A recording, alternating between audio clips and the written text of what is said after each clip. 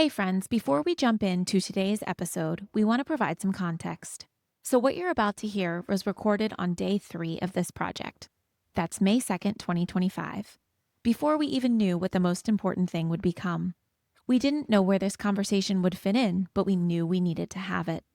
After all, we're big on making the implicit explicit around here. And now that we've completed 2 seasons of family culture inside the home, and we're currently on our first big family adventure outside the home, it feels like the right time to share our why.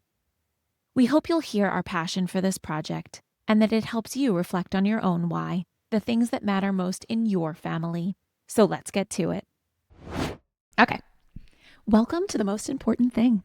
I'm Danielle DeMarco Neufeld. And I'm Greg Neufeld. And together we're exploring how high-performing families can build culture at home. We sure are. And this is our Foundations episode. That's right. So let's talk about why we're here. Yeah, let's. 5 years ago, we made a lot of micro decisions as the world was changing from a macro perspective. And I think that we were making those decisions because those were the best decisions for our family. And the reason that the world was changing from a macro perspective was because of all of these families making the same or similar micro decisions when faced with their own mortality, right? So COVID was obviously an unprecedented event, but for somebody like me, feeling like a provider, needing to take care of my family, I made some very quick choices, and that put us in a fish out of water position, right? We were very safe and we were very alone. We were not in New York anymore. Yeah, you provided and you protected Yes. very well during that time. And you still do. Thank you. Thank you. So now through a circuitous route, we found ourselves living in Florida, which is pretty wild in and of itself, but we're not alone, right? The post-COVID era of reorganization is about people no longer optimizing for proximity to economic centers, but for what truly matters over a lifetime. So we moved closer to family, you and I. Mm-hmm. Many people did. Yep. This is a better environment for our children, right? It's a place that is nourishing our mind, body, and soul. But it is not an economic center, and we didn't choose it for its proximity to anything from a work perspective, given all the advances in remote work. Now, if family culture is sitting at the heart of this shift, we're asking, and I think more than ever people are asking, this is my hypothesis, how do we build a life and a family with intention, right? I think that we're not alone also in experiencing some loneliness, some feelings of being disconnected from a community, so to speak, from our previous community of New York City. Mm-hmm. It's hard to make friends as parents. Yeah. It's difficult to find families that are high performers, balancing careers with intentional family culture. And it's been hard to maintain those friendships that we left behind. Right? So my gut tells me that we are just a microcosm of what's happening all over. Mm-hmm. We're talking about it through this podcast. But I think that it's going to require different approaches. And I think we're going to be at the forefront when we look back in a few years, that we're not just looking to connect with others through work across the country, but we're a family that's looking to connect with other families and build community across the country through online connections rather than traditional geographic proximity. Yeah. So 5 years ago, we moved from Midtown Manhattan with a toddler and an infant, right? We moved 3 times in a year to rural Connecticut, to a rental house here in Delray Beach, to Delray. And it was a whirlwind. And then we had our 3rd baby. We had our first 2 girls at Lenox Hill Hospital in Midtown Manhattan. And if you had told me that we were going to have a 3rd child at Boca Regional Hospital, Boca Raton, Florida, I would have never believed you in February of 2020, right? Right. But here we are. And for a while, it was new and exciting. And it's still exciting and wonderful, But we are also, I think we should talk about, like, from my perspective and from a family perspective, a micro perspective, if you will. Our youngest is 3.5 now. So we have a 3.5-year-old, a 5-year-old, and a 7-year-old. And I feel like we've gone through that intense blocking and tackling of the infant toddler stage. And we now have this window of time.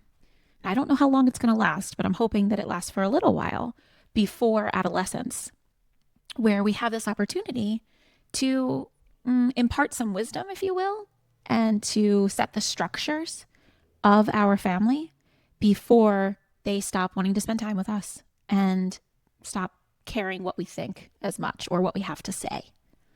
So I'm really excited to jump right into this window and to make the most of it.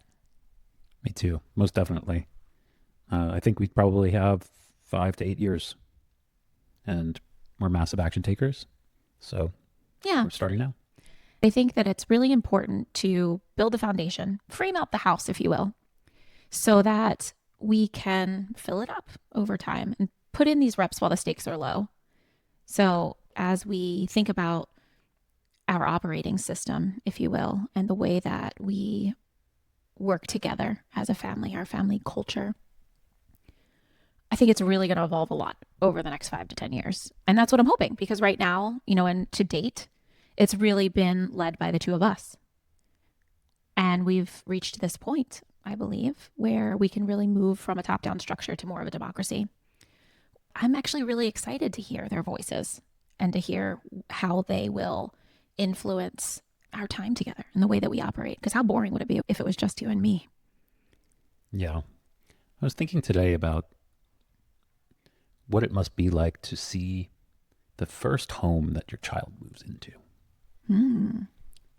Like how strange is that to see a way that they've arranged even their dorm room in a way that they've arranged their life with some inspiration from the family culture, but other inspiration from social culture, from their friends, from their hobbies and activities. What do you got?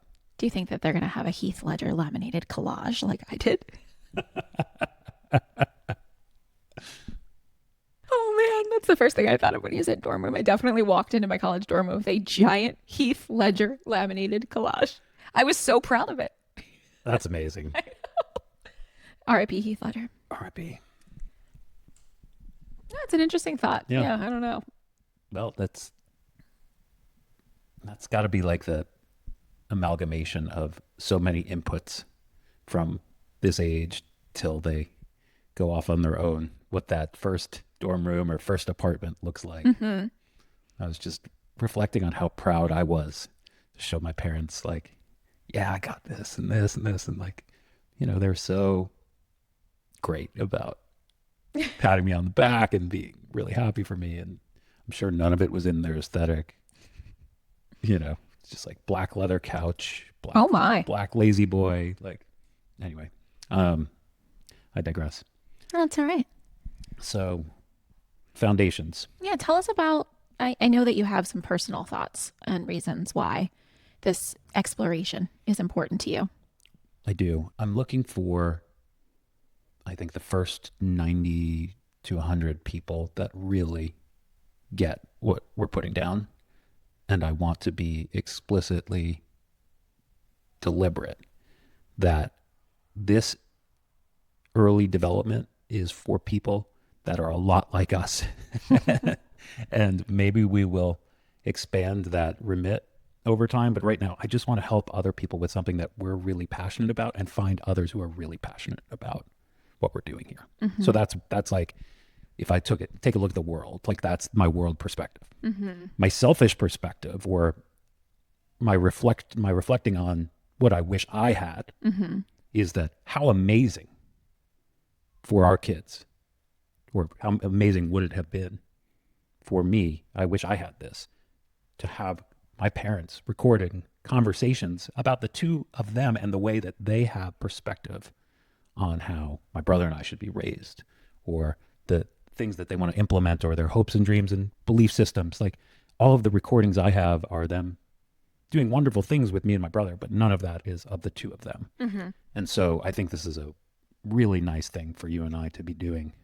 in a uh, time capsule-esque type Sure. of uh, project, if nothing else. Um, May I add, if yeah, you will? please. What I hear you saying, at least certainly the first part, reminds me of one of my favorite quotes from Paul Graham in How to Do Great Work, Mm-hmm. where he says, "Work hard on problems primarily driven by curiosity," which is what we do in Yeah. the day to day at Value Stream, but run a parallel process of noticing things that are missing where you're on the frontier. And so I think not only are we putting this out there on the frontier, but we're looking for those other folks that are spending time thinking about this and are really passionate and motivated to instill cultural values within their family and find others and foster that connection with families that are doing so alongside of them. Amen. You had a really good perspective on this about being raised in or coming up in a culture of high performers and seeing how that influences the opportunity set Sure. and how expansive that opportunity set gets when you have tremendous culture. Can you speak to that a bit? Absolutely. So I think the strongest culture that I ever participated in was really in my 20s when I worked at Citadel. It's called Citadel Investment Group at the time, though, Ken Griffin's hedge fund. And it was the first time in my life that I experienced what a strong, intentional culture could feel like, and it left a lasting impression. I think it probably had a lot to do with the time that I was there. So I started in early 2008, and I was there through 2016. And that I started right before the financial crisis. And then that was an extremely difficult time for the firm. But those of us that stayed were able to work on the hardest problems together. And it was a high performing group. It was an elite group for sure, but it was one that had extremely high standards, a team spirit, a similar challenge, which I think, and as I'm reading more about family culture is also really important, is to have a common enemy. And I think a common enemy was pretty much everybody else. It was this belief that somehow we became the underdog, which is crazy to think about now. But, down 55% in 2008, like nobody wanted, that wasn't even possible. Nobody else had the sophisticated treasury and financing operation to actually be down 55%. All of those other businesses were completely wiped out. So we were like the worst left, right? And so this idea that we were going to show everyone, I digress, but I think you can hear the passion in my voice that it was just such a wonderful experience to work with people on challenging problems, people that had high standards, team spirit, and this drive towards excellence, that we all knew that we could do it. And so it permeated the walls. And that comeback, along with the support that the firm provided me, they really took care of they took care of me between subway cards and meals and other gym memberships, things like that. I really felt like this was a place that valued me and valued my work and demanded excellence because they knew I was capable of it. And that really has informed a lot of the way I think about our family culture. I try to tell our kids, a la Adam Grant, that like, I'm going to give you this feedback, but it's only because I know that you can do it. I have very high expectations of you because I believe in you. So that's my little Citadel spiel. Were any of your friends at a firm with similar culture at that time? Not that I know of. But, we spoke to someone the other day that talked about how he had a similar ethos he and his wife both did, and how that really grounded them and is something that they think about a lot. So it exists. Well, I think that conversation is what proves where I was going with that question, which is that talent density when it comes to businesses is very idiosyncratic. You can have a building, and in that building you have Citadel and you have another similar sized firm that doesn't have that culture. And when the rent renewal comes up in 2009, only one is left. Similarly, in Silicon Valley, there is a talent density of lots of amazing businesses, but also lots of really bad businesses. And so the point that, as we examine how high performers build culture at home, we have to go global with this because it's going to be so idiosyncratic, because people don't have the strong culture experience in a uniform perspective, nor does it rub off from one friend to another, because you could tell me that story about Citadel, but I wasn't there, and I can't until living with you for 10 years, you know, get Sure. that, like, get those lessons. And so Yeah. I think in order to really scale what we're doing here, this is the right medium. It reinforces my belief that it's not about a book. It's not about, classes. It's not about how-tos. It's nothing like that. It's a conversation, and it's creating a global conversation that others can be a part of, where we can welcome them in.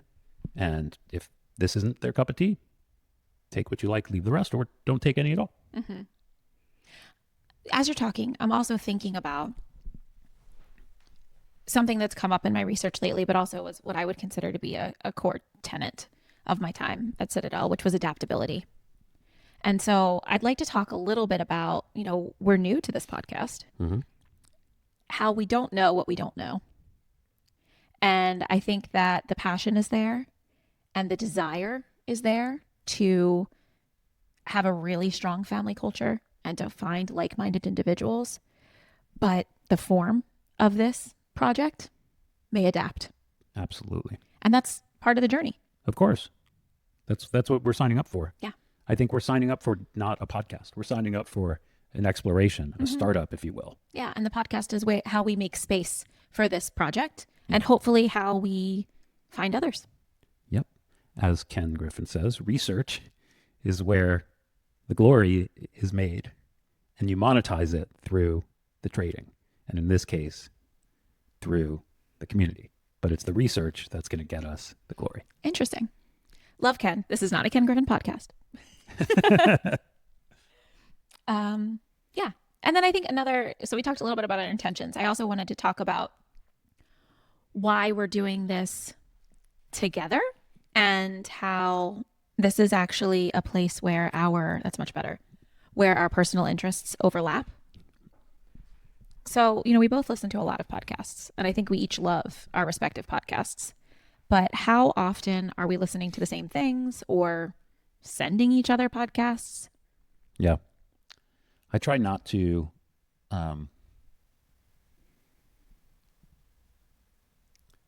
send you things, but I try to give you my takeaway. Yeah. And you do the same. And Yeah. it's really, really helpful. As opposed to a lot of people that are like, oh, you got to listen to this. Here's an hour-long thing. It's like, do I have to listen to the hour-long thing? Thanks for that respect of my time. Yeah.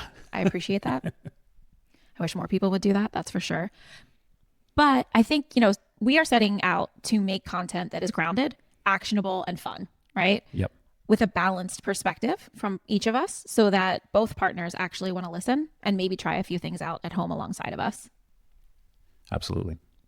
And we're the guinea pigs at the end of the day. There is a bit of the Tim Ferriss experiment to this. For sure. If Tim Ferriss had a family right now, I hope, would be doing this stuff. Yeah, I don't think we'd be doing this. I think we'd be following him.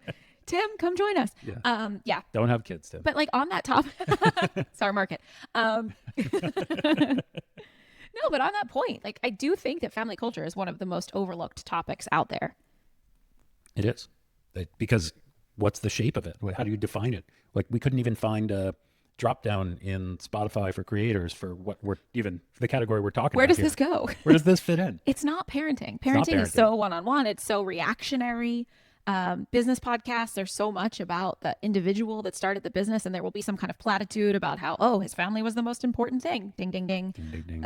Am I allowed to say ding, ding, ding? Or is Armchair Expert kind of cornered that I think sound? I think it's fair use. Okay, great. Moving on. But rarely do we see a deep, focused exploration of what family culture actually could be and how to shape it intentionally. It's true. The business podcast that I spend the most time with these days is Founders. Mm-hmm. And, admittedly, David Senra, the host, says, I don't want to be any of these guys. There's 3 people I've come across that I actually think had it down when it came to family. One was Sol Price from Costco, or Price Club Costco, whose son wrote a biography or did the forward of his autobiography. Another was name's escaping me. Ed Thorpe,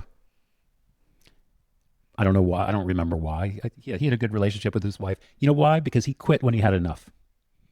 Sweet. He decided he had enough. And I forget the third. And so, 400 episodes and 3 people, like we're not talking about high performing families led by, Elon Musk or Ken Griffin here.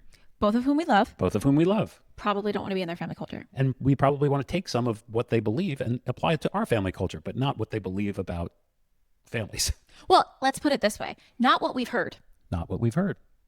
Not what we've heard. That's very true. They both true. have quite a few kids. Who knows what they're doing? That's very true. Would love to know. Would love to know. But the point is, we both know a lot about Elon Musk, for example, or Ken Griffin. We've listened to podcasts, read books. I worked there for a while. We don't know. Yeah. It's not something that's talked about. And so part of this also is just to hopefully bring it more into the zeitgeist. I would love to hear more about what people are doing at home. Yeah, me too. Okay. So now let's talk about the name. Yes. The most important thing. Why is it called that, Greg? It came to me in the middle of the night.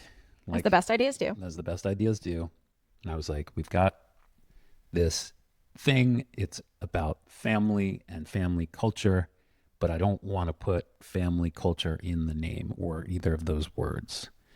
And what do people refer to always in business podcasts as, how do they interpret the word family? They always say, oh, family is the most important thing. And then there's my business. Yeah. And every founder that we've talked to more recently, or even anyone that we've talked to, is someone that would be interested in listening to this podcast. Full stop. Oh, that's the most important thing. That's right. So that's where it came from. And then I thought to Arrested Development, which is starts the entire show. First line is, what did we always say is the most important thing? And George Michael Bluth rolls over from sleeping on the floor in his model home and says, breakfast. And Michael Bluth says, family. And he goes, family. Right. I thought you meant of the things you eat. So that is not fair use, but we'll figure out how to use that clip. Sweet. And it comes up throughout the whole show. The most important thing. Follow our ex. Greg's going to put it up. Follow our ex. Eventually, yes. Cool. So the most important thing, you heard it time and time again. You hear it time and time again, yet no one ever talks about it. That's right. Right? And when you said it to me, I love the most important thing because it's a framework that I use all the time. So I thought of it as, sure, family is the most important thing, but what is the most important thing about family? Right? And so this really speaks to a lot of what we are setting out to do, which is to distill down the easiest, most actionable, most efficient ways to have meaningful family culture. Something that sticks with each person the way that Citadel is stuck with me. Right? That's right. And the first time I came out across this idea of the most important thing, this heuristic or framework that I really do think about a lot in my everyday life, was in Sam Zell's autobiography, Am I Being Too Subtle? Which is an amazing name, by the way, where he talks about his approach to risk and deal making that he learned from his mentor, Jay Pritzker. And he said, Jay taught me to use simplicity as a strategy. He had an uncanny ability to grasp an extremely complex situation and immediately locate weakness. He always said that if there were 12 steps in a deal, the whole thing depended on just one of them. So I don't know too many more extremely complex situations than the nuclear family. And what we are setting out to do is figure out which of those 12 steps is the most important one, and to experiment with it ourselves and to share it with the community. Yep. Yeah, no, it's what we do all day. Somebody recommends a book that's not a biography. We go and look up the TED Talk or listen to the podcast and try to get the meat of the. Put it in Cubby and chat with the AI. Put it in Cubby and chat with the AI. We're going to try to be your AI here. That's right. Distill it down for you. And so what can our listeners expect, Greg? What's this podcast all about? What makes it unique? Well, one is we're not going to waste your time. So if we can say it in 10 minutes or 15 minutes, we're going to say it. And we're not going to ramble on for an hour about. Nobody has time for that. No one has time for that. I believe in every second should count here. This is like the bear. Every second counts. Yeah. On this. And so we're going to edit things down to make sure that we are getting the message across and that we're not rambling. But you can also expect vulnerability. I don't think that this is a place where we're going to tell you just what the message is or what the experts think. I think we're going to come back with what works for us, what we're struggling with, questions, complications. You'll probably learn a lot about our family in the process, and we're willing to be a little bit vulnerable when it comes to opening up that kimono in order to build this community, right? Um, what else am I missing here? I don't really think you are missing anything. It's just this combination of distilling down the most important, the highlights, if you will, of some of these ideas around family culture and then experimenting with them at home and reporting back. Yep, that's right. I'm getting bored. Let's stop. Yeah, I agree. Love you, Goosey. Love you, Goosey. Hey guys, if you're still here, you're definitely our kind of person. Thanks for spending this time with us on the most important thing. If this episode resonated with you, we'd love for you to follow us wherever you get your podcasts and share it with someone else building family culture on purpose.